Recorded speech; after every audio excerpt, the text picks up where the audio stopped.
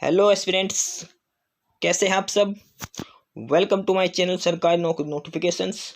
Aspirants, आपके लिए एक नई अपडेट है आज की, और वो ये है कि एस्पिरेंट्स राजस्थान हाई कोर्ट जो जोधपुर में है, और वहाँ पे कुछ रिक्रूटमेंट है सिस्टम असिस्टेंट के पद पर। कुछ नई वैकेंसियाँ नई भर्ती आई हैं, ठीक है। और इसका जो फॉर्म का ऑनलाइन का है वो 4 जनवरी से है, और 4 जनवरी 2024 से ऑनलाइन फॉर्म स्टार्ट हैं इसके। और जहाँ तक इसकी लास्ट डेट है तो वो है 3 फरवरी, ठीक है।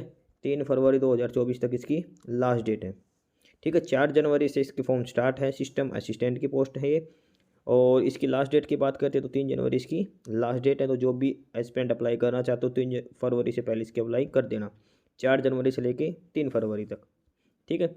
अब इस सिस्टम असिस्टेंट की पोस्ट में जो चीज़ दे रखी है वो ये है कि ऑनलाइन फॉर्मेट में आपको फॉर्म अप्लाई करना है, ठीक है। इसके बाद जो फाइनल लिस्ट के बाद जो सिलेक्ट कैंडिडेट होंगे उनको नियम के हिसाब से 18,500 रुपये प्रति माह की सैलरी दी जाएगी 2 साल तक, ठीक है। यानी कि आपको 2 साल तक जो आपकी सैलरी होगी वो 18,500 रुपये दी जाएगी, ठीक है। क्योंकि आपको प्रोबेशन ट्रेनिंग होगा, यानी कि आपका 2 साल का प्रोबेशन पीरियड होगा, और प्रोबेशन पीरियड के दौरान आपको एज ए ट्रेनिंग आपको सैलरी दी जाएगी 18,500 रुपये पर मंथ के हिसाब से, ठीक है। और उसके बाद जो प्रोबेशन पीरियड हो जाएगा तो आपको पे लेवल 8 के अनुसार आपको 26,300 बेसिक पे के हिसाब से आपको सैलरी दी जाएगी।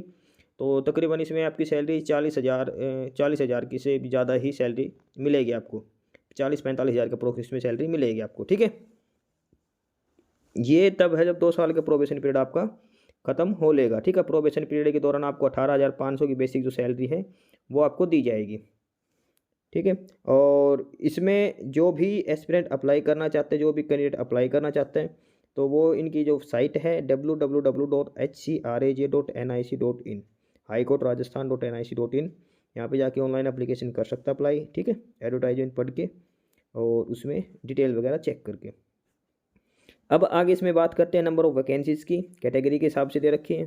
तो इसमें जो टोटल नंबर ऑफ़ पोस्ट हैं वो है 230 इसमें टोटल वैकेंसीज़ है, 230 पोस्ट इसमें खाली हैं। और जनरल की बात करते हैं तो जनरल की इसमें टोटल 85 पोस्ट हैं, ठीक है। और ईडब्ल्यूएस की बात करें तो ईडब्ल्यूएस की 23 हैं। और एससी के लिए बात करें तो एससी की 36 पोस्ट हैं। एसटी की बात करें तो एसटी की 27 हैं। ओबीसी नॉन क्रीमी लेयर की बात करें तो 48 पोस्ट हैं। और एमबीसी की करीब 11 पोस्ट हैं, ठीक है। ये अलग अलग कैटेगरी के हिसाब से डिवीजन कर रखा है इनका। टोटल ये 230 पोस्ट हैं। और इसमें भी रिजर्वेशन के हिसाब से देखो तो यूआर में जो मेल कैंडिडेट्स हैं ओवरऑल लोग 50 अप्लाई कर सकते हैं, फीमेल के लिए 18 हैं, विडो के लिए 6 हैं, डाइवोर्सी के लिए 1 है, एक्स सर्विसमैन के लिए 10 हैं। तो टोटल 85 पोस्ट है जनरल के लिए, ठीक है। सेम इन्होंने ईडब्ल्यूएस में डिस्ट्रीब्यूट कर रखी है, 15 वो हैं जिसमें सब अप्लाई कर सकते हैं, और 5 है जो फीमेल के लिए, 1 विडो के लिए, डाइवोर्सी के लिए 0, और एक्स सर्विसमैन के लिए 2 पोस्ट हैं इसमें, ठीक है। ये है ईडब्ल्यूएस के कैटेगरी रिजर्वेशन। अगली है जो एससी में जो 36 पोस्टें हैं उनका रिजर्वेशन कर रखा है 22, सभी मेल कैंडिडेट्स अप्लाई कर सकते हैं। फीमेल के लिए 8 पोस्ट रिजर्व है वो, और विडो के लिए 2 है, डाइवोर्सी के लिए 0, एक्स सर्विसमैन के लिए 4 पोस्टें हैं, ठीक है। और इसके बाद एसटी में बात करें तो 16 पोस्टें हैं, और जो सभी के लिए हैं, और फीमेल के लिए 7, विडो के लिए 1, divorcee 0, ex serviceman 3। OBC non creamy layer की बात करें तो ओबीसी के लिए सभी कॉमन है जो 28 हैं, 48 में से 11 फीमेल के लिए हैं, 48 में से 3 विडो के लिए, 0 डाइवोर्सी, 6 एक्स सर्विसमैन के लिए। एमबीसी नॉन क्रीमी लेयर के लिए 7 कॉमन है, 3 फीमेल के लिए और 1 एक्स सर्विसमैन के लिए। सीटों का रिजर्वेशन कर रखा है, कैटेगरी वाइज रिजर्वेशन कर रखा है। और टोटल जो पोस्ट है वो 230 पोस्ट है इसमें, ठीक है। अलग अलग कैटेगरी हिसाब से, और कैटेगरी के अंदर फर्दर जो रिजर्वेशन कर रखा है फीमेल का कितना, विडो के लिए कितना, एक्स सर्विसमैन के लिए कितना, सारे रिजर्वेशन में अलग अलग कर रखा है, ठीक है। ये है टोटल कैटेगरी वैकेंसी का टोटल कैटेगरी वाइज डिस्ट्रीब्यूशन है इनका, ठीक है। और ये हॉरिजॉन्टल डिस्ट्रीब्यूशन कर रखा है, ये फिजिकली चैलेंज पर्सन का, पर्सन्स विद डिसेबिलिटी, उनका रिजर्वेशन कर रखा, टोटल 13 पोस्टें हैं ये, ठीक है। और इसमें से इन्होंने भी लिख रखा है कि सीधी भर्ती हेतु जो चयन विद्यार्थी हैं तो उनमें से 50% से अधिक अतिरिक्त रिक्तियों के प्रोद्भूत होने पर अतिरिक्त आवश्यकता की पूर्ति हेतु उपयुक्त विद्यार्थियों का चयन भी किया जा सकता है।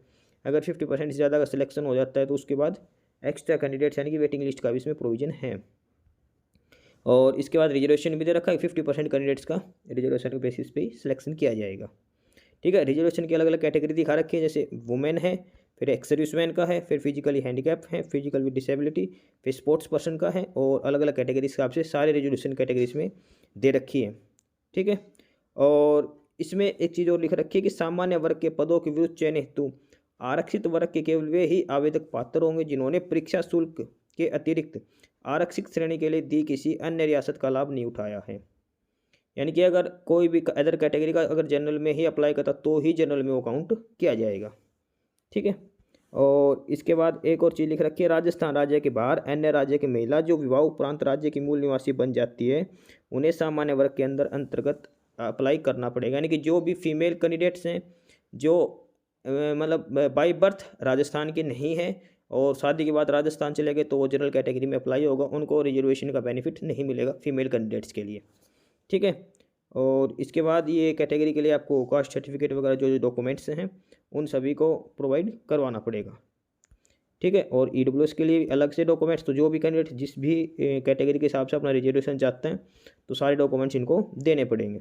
ठीक है। इसके बाद आगे है क्वालिफिकेशन, मिनिमम एकेडमिक क्वालिफिकेशन, क्या क्या क्वालिफिकेशन होनी चाहिए। और इसमें जो है सबसे पहले है क्वालिफिकेशन कैंडिडेट्स के पास बीई, बैचलर ऑफ इंजीनियरिंग या फिर बीटेक या फिर बीएससी होनी चाहिए कंप्यूटर साइंस में, या फिर इक्विवेलेंट डिग्री होनी चाहिए किसी भी यूनिवर्सिटी से ठीक है, या फिर ग्रेजुएट होना चाहिए किसी भी सब्जेक्ट से। और उसके साथ साथ आपके पोस्ट पीजीडीसीए का डिप्लोमा होना चाहिए, post graduate diploma in computer applications, ये डिप्लोमा आपके पास होना चाहिए। यानी कि आपके पास बीई, बीटेक या बीएससी होनी चाहिए कंप्यूटर साइंस से। अगर नहीं है तो अगर किसी भी सब्जेक्ट से आप ग्रेजुएट हैं तो आपके पास पीजीडीसीए का डिप्लोमा होना चाहिए, post graduate diploma in computer applications. ठीक है। या फिर ए लेवल की सर्टिफिकेट होनी चाहिए कंप्यूटर कोर्स का है ये, department of electronics and accreditation of computer classes DOEACC का। ठीक है। ये आपके पास डिप्लोमा होना चाहिए। या फिर ये भी नहीं है तो आपके पास पोस्ट पॉलिटेक्निकल डिप्लोमा होना चाहिए कंप्यूटर एप्लीकेशन में, या फिर 3 साल का डिप्लोमा होना चाहिए कंप्यूटर साइंस और इंजीनियरिंग में। ठीक है। या फिर IT में आपके पास हो सकता है। ये पॉलिटेक्निकल इंस्टीट्यूट, बीटेक, BE सारे डिपार्टमेंट में अलग अलग क्वालिफिकेशन दे रखी है। अगर आपके पास BE, बीटेक और BSc कंप्यूटर साइंस से होनी चाहिए। अगर नहीं है तो आप किसी भी ग्रेजुएट किसी भी सब्जेक्ट से ग्रेजुएट हो तो साथ में आपके पास PGDCA का डिप्लोमा होना चाहिए। अगर आपके पास PGDCA का डिप्लोमा नहीं है तो A लेवल कोर्स सर्टिफिकेट होनी चाहिए जो DOEACC के द्वारा प्रोवाइड किया जाता है। या फिर आपके पास पॉलिटेक्निक डिप्लोमा होना चाहिए कंप्यूटर एप्लीकेशन में, या फिर 3 साल का कंप्यूटर का डिप्लोमा होना चाहिए कंप्यूटर साइंस IT से या किसी भी पॉलिटेक्निकल कॉलेज से। ठीक है। ये इसमें क्वालिफिकेशन दे रखी है। और एस्पिरेंट्स इसमें साथ ही एक चीज़ और लिख रखी है कि जो भी कैंडिडेट हैं जो फाइनल ईयर में है या फिर फाइनल सेमेस्टर में हैं और वो आवेदन कर सकते हैं, वो अप्लाई कर सकते हैं। ठीक है। लेकिन ऐसे आवेदक को जो शैक्षणिक योग्यता है वो जो लिखित परीक्षा जो डेट है उससे पहले पूरी करनी चाहिए।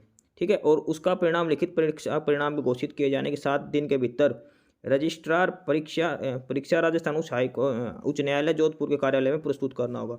यानी कि जिस दिन आपका रिटर्न एग्जाम होगा इस चीज़ के लिए उस दिन तक आपके जो रिजल्ट आ जाना चाहिए उस सेम का। ठीक है। यानी कि आप फाइनल ईयर में या फिर फाइनल सेम में तो आपको उस डेट से पहले आपका एग्जाम आ जाना चाहिए। ठीक है। रिजल्ट आ जाना चाहिए, सॉरी। और रिजल्ट आने के बाद आपको 7 दिन के अंदर जो रजिस्ट्रार हाई कोर्ट जोधपुर में है, राजस्थान हाई कोर्ट जोधपुर, वहाँ पे जाके आपको सबमिट करवाना है कि ये अप्लाई किया था ऐसे ऐसे और ये मेरा रिजल्ट आ चुका है। रिटर्न एग्जाम होने के बाद के 7 दिन के अंदर आपको जमा करवाना है वहाँ पे आपका रिजल्ट। ठीक है। ठीक है। और उसके बाद है अगला फिजिकल फिटनेस के लिए, तो इसमें नॉर्मल फिजिकल फिटनेस यानी कि पूरी तरह से फिजिकल फिट होना चाहिए। ठीक है। कोई फिजिकल के ऐसे कोई मैंडेटरी क्वालिफिकेशन नहीं मांग रखी इसमें। ठीक है। और इसमें जो अप्लाई करना चाहते हो वो सिटीजन ऑफ इंडिया, नेपाल और भूटान तीनों के अप्लाई कर सकते हैं। अब जहाँ तक एज लिमिट की बात करते हैं इसमें तो मिनिमम एज है 18 साल है और जो मैक्सिमम एज दे रखी हो 40 साल तक आप अप्लाई कर सकते हो। और 21 दिन से काउंट किया जाएगा आपका 1 जनवरी यानी कि 1/1/2025, 1 जनवरी 2025 तक आप 40 साल आपकी एज होनी चाहिए। ठीक है। 1 जनवरी 2025 के हिसाब से आपकी एज काउंट की जाएगी। ठीक है। और उसके बाद अलग अलग कैटेगरी के हिसाब से वुमेन के हिसाब से आपको एज रिलैक्सेशन दिया जाएगा। ठीक है। ये भी इसमें चीज़ लिख रखी है। और इसके बाद आगे है जो करेक्टर का लिख रखा है, तो करेक्टर तो नॉर्मल करेक्टर है कि भाई गुड करेक्टर सर्टिफिकेट होना चाहिए, कोई भी आरोप नहीं होना चाहिए। ठीक है। और इसके बाद इसमें एग्जामिनेशन फ़ीस की बात करते हैं, कितनी इसमें एग्जामिनेशन फ़ीस लगेगी। एग्जामिनेशन की फ़ीस की बात करें तो UR यानी कि जनरल कैटेगरी वाले, OBC जो क्रीमी लेयर हैं और अति पिछड़ा वर्ग वो जो क्रीमी लेयर के और दूसरे स्टेट के जो हैं उनको 750 रुपये फ़ीस देनी पड़ेगी।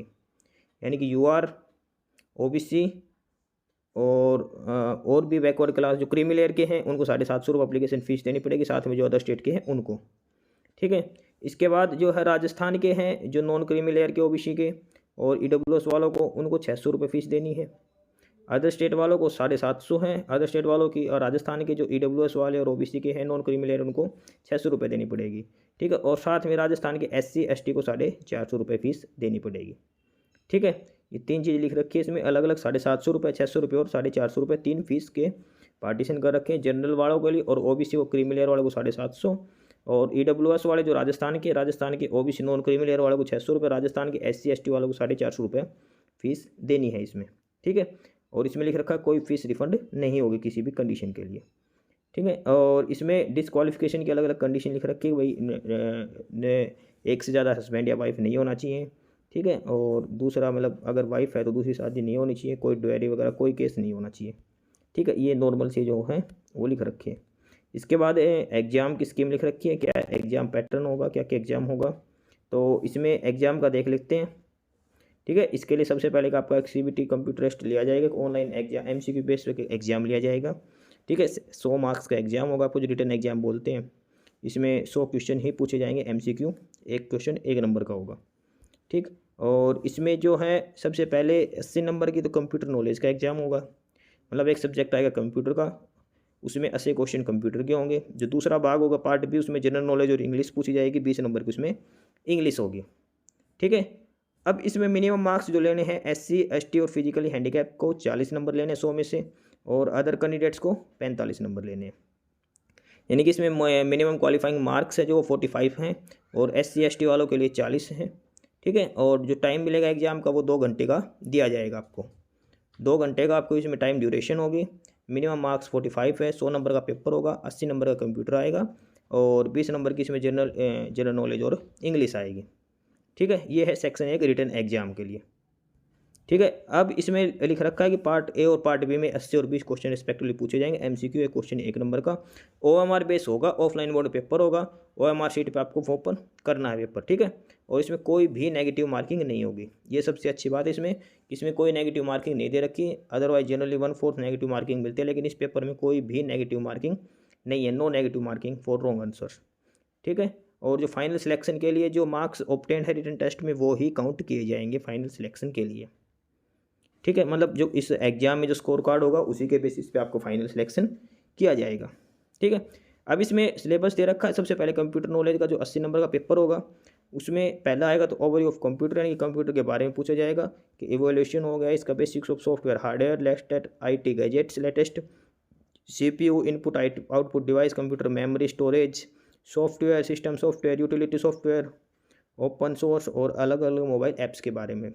ठीक है, इसमें जो सेकंड चैप्टर है वो है डाटा रिप्रेजेंटेशन का, नंबर सिस्टम का, बाइनरी डेसिमल, ऑक्टल और हेक्साडेसिमल का, ASCII कोड, यूनिकोड, BCD। ठीक है, और इसके बाद जो आगे है इंट्रोडक्शन ऑफ ऑपरेटिंग सिस्टम का, माइक्रोसॉफ्ट विंडो वगैरह के बारे में पूछा जाएगा, कमांड के बारे में, लिनक्स के बारे में। अगला जो है वो है डाटा प्रोसेसिंग के बारे में पूछा जाएगा। फिर अगला है data communication and network technology, इसमें LAN WAN मैन जो भी कंप्यूटर नेटवर्क हैं। ठीक है, और कंप्यूटर की ये ट्रांसमिशन मीडिया है, गाइडेड मीडिया। ठीक है, और इसके बाद है IoT इंटरनेट ऑफ थिंग्स और वेब डिजाइनिंग, फिर प्रोग्रामिंग का, C लैंग्वेज का। और जो पार्ट B है जनरल नॉलेज और इंग्लिश का, इसमें करंट अफेयर पूछे जाएंगे, ज्योग्राफी और नेचर रिसोर्सेज और history and culture of Rajasthan. इसमें राजस्थान के क्वेश्चन भी पूछे जाएंगे GK में। ठीक है, और उसके बाद इंग्लिश में पूछे जाएंगे टेंस वगैरह, वॉइस नरेशन और sentence positive negative sentence translation. ठीक है, आर्टिकल डिटर्मिनेंट्स और subject verb agreement, one word substitution, synonym antonym, prefix suffix, idiom और फ्रेज। ये तो सर सेक्शन 1 100 नंबर का, 80 नंबर का कंप्यूटर होगा, 20 नंबर का GK और इंग्लिश होगी। इसके बाद अगला है सेक्शन B, वे होगा राइटिंग टेस्ट ऑन कंप्यूटर। ठीक है, जो candidates minimum 40% marks SC ST वाले और जो 45% मार्क्स लेते हैं रिटन टेस्ट में जनरल कैटेगरी वाले, उनको अपीयर किया जाएगा राइटिंग टेस्ट कंप्यूटर में, subject to the end of 5 times of the number of vacancies. इसमें यह दे रखा कि जितनी पोस्ट हैं उसके 5 गुना बच्चों को प्रीलिम्स एग्जाम में सिलेक्ट किया जाएगा मेंस एग्जाम के लिए, जो एक सेक्शन B में जो एग्जाम और होगा। ठीक है, और उसमें दे रखा मिनिमम तो 45% मार्क्स लेने हैं, 45% SC ST जनरल के लिए और 40% SC ST के लिए।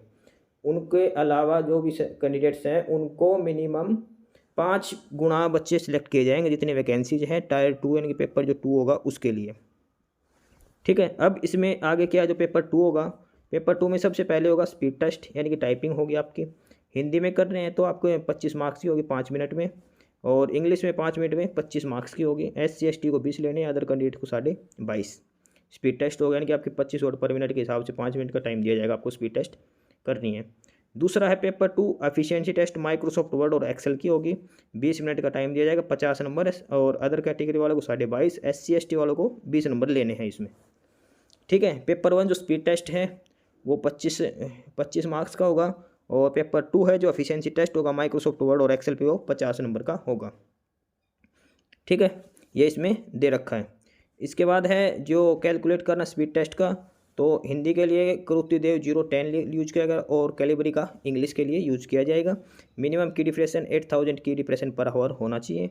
ठीक है, और ये डाटा प्रोसेसिंग सॉफ्टवेयर में आपका लिया जाएगा, एक्सेल और वर्ड में। ठीक है, टाइपिंग स्पीड का 20 divide by 1000 into net speed के हिसाब से आपकी टाइपिंग स्कोर काउंट किया जाएगा 25 में से। ठीक है, इसके बाद आपका इंटरव्यू होगा 20 नंबर का, क्योंकि जो रिटन एग्जाम और टाइपिंग टेस्ट में जो स्कोर आएगा उसमें भी फिर मिनिमम 45% मार्क्स लेने हैं, और उसके बाद आपको इंटरव्यू के लिए बुलाया जाएगा। इंटरव्यू के लिए 3 टाइम्स ऑफ टोटल वैकेंसी, 3 गुना बच्चों को ही बुलाया जाएगा। यानी कि सबसे पहले जो कैंडिडेट बैठेंगे तो टायर 2 एग्जाम में पहले का 5 गुना बच्चे बुलाए जाएंगे, और जो टायर 2 क्वालिफाई करने के बाद इंटरव्यू के लिए जो टोटल पोस्ट हैं उसका 3 गुना ही कैंडिडेट्स बुलाए जाएंगे। ठीक है, और फाइनल रिजल्ट जो प्रिपेयर किया जाएगा वो रिटन टेस्ट टायर 1 के हिसाब से, टायर 2 के हिसाब से, और इंटरव्यू तीनों के हिसाब से, तीनों के स्कोर काउंट करके आपको फाइनल रिजल्ट तैयार किया जाएगा। ठीक है, ये है इसमें सिलेक्शन प्रोसीजर का। ठीक है, और आवेदन करने की प्रक्रिया वो है जो राजस्थान हाई कोर्ट की जो ऑफिशियल वेबसाइट है उसके ऊपर है, वहाँ पे जाके आप अप्लाई कर सकते हैं। ठीक है, आवेदन करने की सीमा है वो 4 जनवरी से है, दोपहर 1 बजे से शुरू होगा, और 3 फरवरी को शाम 5 बजे तक कर सकते हैं। ठीक है, और एप्लीकेशन फ़ीस सबमिट करने की डेट एक दिन एक्स्ट्रा दे रखा, 4 फरवरी को आप शाम 5 बजे तक फ़ीस सबमिट कर सकते हैं। ये दोनों डेट दे रखे, 4 जनवरी से फॉर्म स्टार्ट होंगे, 3 फरवरी इसकी लास्ट डेट है, और फीस सबमिट करने की इसकी 5 जनवरी इसकी 5 फरवरी इसकी लास्ट डेट है फीस सबमिट करने के लिए, 4 फरवरी। ठीक है, ऑनलाइन आवेदन करने के आप CSC के कोई भी नेट बैंकिंग के थ्रू आप फीस पेमेंट कर सकते हैं। ठीक है, और इसमें जो है प्लेस डेट और मंथ विभाग के high court, Rajasthan high court की जो ऑफिशियल साइट है उस पर अपडेट कर दिया जाएगा, और वैसे भी जो भी कोई डिटेल मिलती है हमें इसके बारे में कोई इन्फॉर्मेशन आएगी हम आपको अपडेट कर देंगे। ठीक है, और एडमिट कार्ड है तो एडमिट कार्ड के लिए आपको जो आपको user name password captcha code आप वेबसाइट से डाउनलोड कर सकते हो, जो आपको यूज़र नेम और पासवर्ड आपको जो प्रोवाइड करवाया जाएगा उसके बेसिस पे आप इसमें एडमिट कार्ड डाउनलोड कर सकते हैं। ठीक है, इसके बाद NOC दे रखा है। NOC जो भी ऑलरेडी पहले ही गवर्नमेंट डिपार्टमेंट में वर्किंग है, कहीं भी गवर्नमेंट सर्विस कर रहे हैं, तो उनको अपने डिपार्टमेंट से NOC नो ऑब्जेक्शन सर्टिफिकेट लेना मैंडेटरी है। ठीक है, अदरवाइज आपको किसी भी सत्र पर रद्द किया जा सकता है बिना NOC के लिए। ठीक, इसके बाद हैं कुछ और हैं, तो इसमें दे रखा है कि आंसर की में कोई भी अगर किसी भी क्वेश्चन पे अगर आपको ऑब्जेक्शन लगाना हो तो आपको 200 रुपये प्रति क्वेश्चन के हिसाब से आप ऑब्जेक्शन लगा सकते हैं, जो आपको फीस वापस नहीं लौटाई जाएगी। ठीक है, और इसके तहत आप RTI के तहत, मतलब इसमें जो RTI का एक्ट है उसके तहत आप रिजल्ट नहीं ले सकते, कुछ भी कार्रवाई इस पर नहीं की जा सकती। फाइनल रिजल्ट के 6 महीने के बाद आपको नियमानुसार सूचना प्रदान कर दी जाएगी। ठीक है, और रिजल्ट करने के 6 महीने बाद आपको उसके बाद कोई भी सूचना प्रदान नहीं की जाएगी। ठीक है, और जो इसका रिजल्ट वगैरह है जो डॉक्यूमेंट्स वो सारे www.hcraj.nic.in हाई कोर्ट राजस्थान इसकी ऑफिशियल साइट पे आपको सब कुछ डाटा मिलेगा, एडमिट कार्ड और रिजल्ट से संबंधित जो भी है। ठीक है, ये सारी इसमें बेसिक डिटेल हैं, और उसके अलावा अगर आपको कोई हेल्पलाइन चाहिए तो हेल्पलाइन नंबर दे रखा है 0291288100, और एक नंबर और है 288101। ये 2 नंबर दे रखे हैं, इस पर आप कोई भी अगर आपको कुछ भी पूछना हो इस फॉर्म के रिगार्डिंग तो आप यहाँ पे कॉल करके आप ऑफिस आवर के दौरान 9 से 5 के बीच में आप फ़ोन करके कुछ भी इंक्वायरी कर सकते हो, कुछ भी चीज़ अगर किसी चीज़ में इश्यू हो तो आप पूछ सकते हैं। ये इनका ऑफिशियल नंबर दे रखा है। ठीक है, और इनकी ऑफिशियल वेबसाइट है www.hcraj.nic.in। यहाँ पे जाके भी आप चेक कर सकते हो, यहीं से आप अप्लाई कर सकते हो, सारे रूल्स वगैरह यहीं पे लिख रखे हैं इन्होंने। ठीक है, और तो यही सारी डिटेल है, और इसके अलावा जो भी कैंडिडेट्स को फॉर्म अप्लाई करने में कोई इश्यू आता है तो आप नीचे कमेंट बॉक्स में कमेंट करके आप बता सकते हो। ठीक है, और बाकी एक बार अप्लाई ज़रूर करना है, जो अब एलिजिबल है उसको 3 फरवरी इसकी लास्ट डेट है, 4 जनवरी से फॉर्म स्टार्ट है। तो जो भी कैंडिडेट है वो क्वालिफिकेशन चेक करके आप अप्लाई कर देना, ठीक है। टोटल इसमें 230 पोस्टें हैं, एक बार फिर से देख लेना। जनरल की 85 हैं, EWS की 23 हैं, SC की 36, ST की 27, OBC की 48 और MBC के लिए 11 पोस्टें, ठीक है। तो जो भी कैंडिडेट अप्लाई करना चाहते हो हाई कोर्ट राजस्थान, जो इसकी ऑफिशियल साइट है HCRAJ.nic.in पे जाके आप अप्लाई कर सकते हैं। और ये है सिस्टम असिस्टेंट की पोस्टें हैं। तो जो भी एस्पिरेंट अप्लाई करें तो वो 3 फरवरी से। बाकी नई अपडेट्स के लिए, नई इन्फॉर्मेशन के लिए आप हमारे चैनल सरकारी नौकरी नोटिफिकेशन सब्सक्राइब जरूर करें। वीडियो को लाइक करिए, शेयर करिए, जुड़े रहिए हमारे साथ। मिलते रहेंगे नए अपडेट्स के साथ। थैंक यू, तब तक के लिए बाय।